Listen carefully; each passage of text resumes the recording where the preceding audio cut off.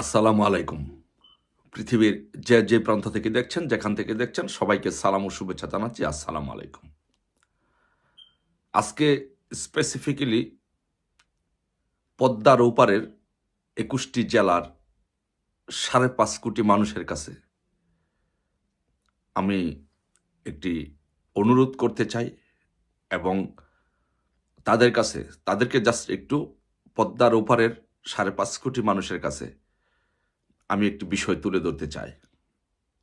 যে আপনারা শুধু একবার চিন্তা করে দেখবেন যে আপনাদের জন্য আমাদের বঙ্গবন্ধু কন্যা শেখ হাসিনা আপনাদের জন্য, আপনাদেরকে ভালোবেসে আপনাদের জন্য কি করেছে, শুধু এইটুকু আপনারা একবার বিবেচনা করে দেখবেন।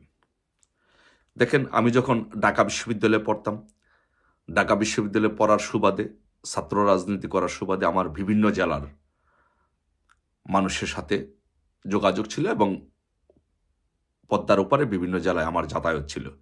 বিশেষ করে ঢাকা বিশ্ববিদ্যালয়ের এক সভাপতির বাড়িতে আমার নিয়মিত একটা যাতায়াত ছিল, যার জন্য ওই পদ্মার ওপারের বিষয়গুলো সম্পর্কে, যাতায়াত সম্পর্কে আমার মোটামুটি একটা ভালো অভিজ্ঞতা আছে। সে অভিজ্ঞতা থেকে বলছি যে আমি যখন বিশ্ববিদ্যালয়ে পড়তাম, আমি যখন ওই পদ্মা পার হয়ে আমি যখন ওই এলাকায় যেতাম, কি অবর্ণনীয় কষ্ট। সকালে রওনা দিতাম ঢাকা বিশ্ববিদ্যালয় থেকে, পদ্মার এপারে গেলে ফেরি ওপারে, ফেরি নাই, কুয়াশা, এরকম কারণে সারাটা দিন লেগে যেত। রাতের বেলায় ওখানে যেতাম, টায়ার্ড লাগতো, ঘুমিয়ে পড়তাম। ওই দিন আর কিছু করা হতো না। পরের দিন সকালে উঠে টায়ার্ডনেস নিয়ে ঘুম থেকে উঠতে হতো। পরের দিন পর্যন্ত এই জার্নির এই ক্লান্তিটা দেহের মধ্যে থাকতো। তাহলে এই পদ্মাপাড়ের মানুষের কত বড় অবর্ণনীয় কষ্ট ছিল আপনারা একবার চিন্তা করে দেখেন।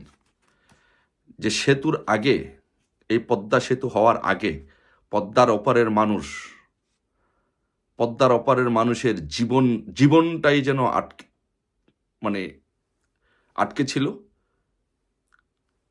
এই পদ্মা সেতুর কারণে। যে পদ্মা সেতু ছাড়া যেমন মানুষের জীবনটাই, পুরো পদ্মার ওপারের মানুষের জীবনই যেন আটকে ছিল। দেখেন, শীতের কুয়াশার কারণে শীতকালে পদ্মা সেতু ফেরি চলাচল বন্ধ ছিল। তীব্র ঝড়ের কারণে, স্রোতের কারণে বর্ষার সময় ফেরি চলাচল বন্ধ থাকত। শুকনো মৌসুমে ফেরি আটকা পড়ত। এই সমস্যাগুলোর কারণে অসুস্থ রোগী, গর্ভবতী মহিলা, তারপরে স্টুডেন্টরা যারা ভর্তি পরীক্ষা দিতে যেত, কাঁচা সবজির ট্রাক, চাকরির পরীক্ষা, বিদেশে যাত্রা, এই কাজগুলো, জনজীবনে এই গুরুত্বপূর্ণ কাজগুলো প্রায় অনিশ্চিত হয়ে পড়ত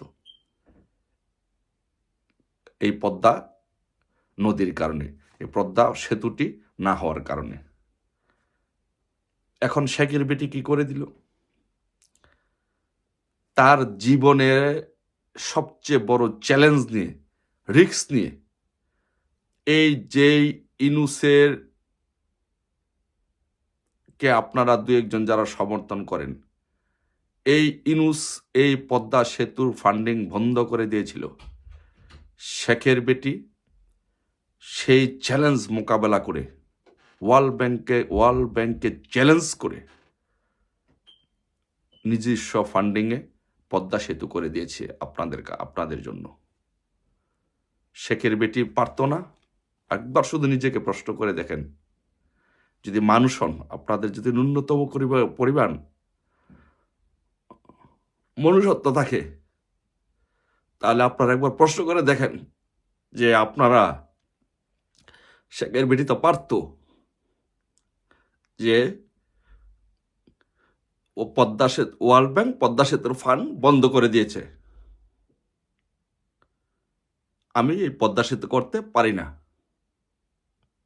পারবো না, এই উসিলা দিয়ে শেখের বেটি তো পদ্মা সেতু বন্ধ করে দিতে পারতো, তাই না?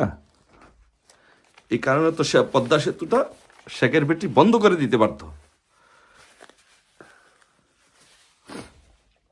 কিন্তু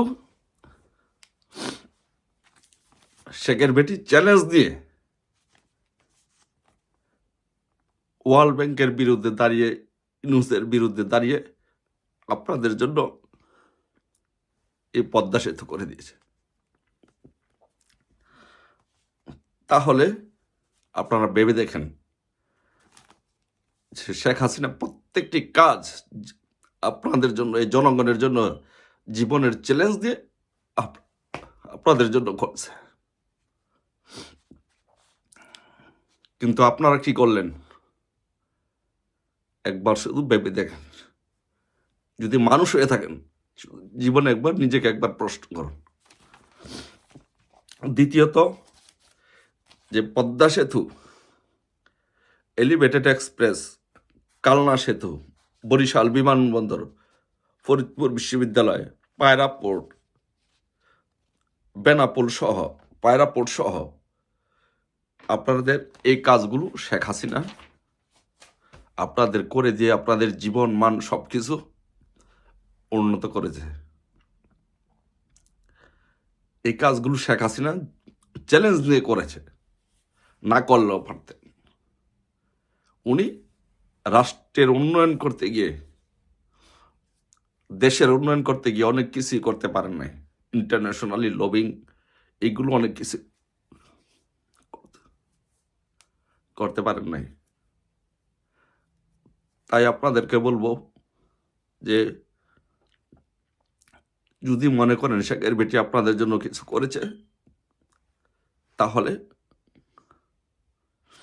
শেখ হাসিনাকে আবার ফিরিয়ে নেন বাংলাদেশ। জয় বাংলা, জয় বঙ্গবন্ধু, শেখ হাসিনাতে আস্থা।